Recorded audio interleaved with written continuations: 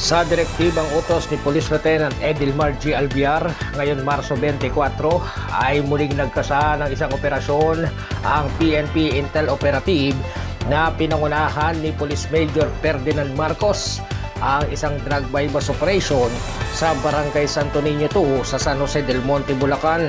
Habang nagsasagawa ng pat session, ang mga sospek ay nabilhan ng isang pulis na nagpanggap na pusher buyer ang target na suspect. Dito na nagbigay ng hudyat ang pusher buyer at agad pinasok ng mga operatiba ang bahay ng suspect at kasabay nito ang pag-aresto ng kanyang mga kasamahan. Arestado ang mga suspect na kinilala ng mga otoridad na sila Janil Puentes, 34 na taong gulang, Rolly Pamahoy, edad 65 anyos, Mark Roji Parcon, 23 anyos, at Isabel Hesan, 40 anyos. Aminado naman ang mga suspects sa paggamit ng illegal na droga.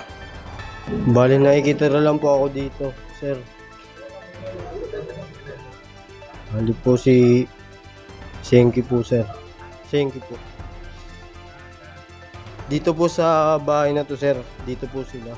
So ikaw, anong ginagawa mo rito? Naglilinis lang po, tiga saing, tiga pag ano lang po. Gumagamit ka ba ng illegal na droga? Opo, sir. So gaano kadalas? 2 to 3 times a day po, sir. 3 beses ang araw? Opo, sir. So ano ba sabi mo ngayon, nahuli ka? Sisisi na po. Nakumpiska sa mga suspect ang iba't ibang illegal paraphernalia na kabuuang 10 plastic na naglalaman ng hinihinalang shabu at na-recover naman ang 500 pesos bill bilang mark money. Ayon naman sa kagawad ng barangay ay sakit na sa ulo sa kanilang lugar ang mga naarestong suspect. Yung dalawa, madalas ko nakikita rito yan, yung naka-stripe tsaka yung naka-itim. Yung dalawa pero hindi yan residente ng barangay namin eh. Parang taga-ibang barangay. Siguro may score lang. Marami yan. Marami dito sa amin yan. Buti ka na-tsempuan niya itong mga to. Problema kasi namin yan, sakit sa ulo. Natutuwa kami dahil kahit papaano may mga ganyan kayong ginagawa para kabawasan din kasi sa amin sa barangay yan.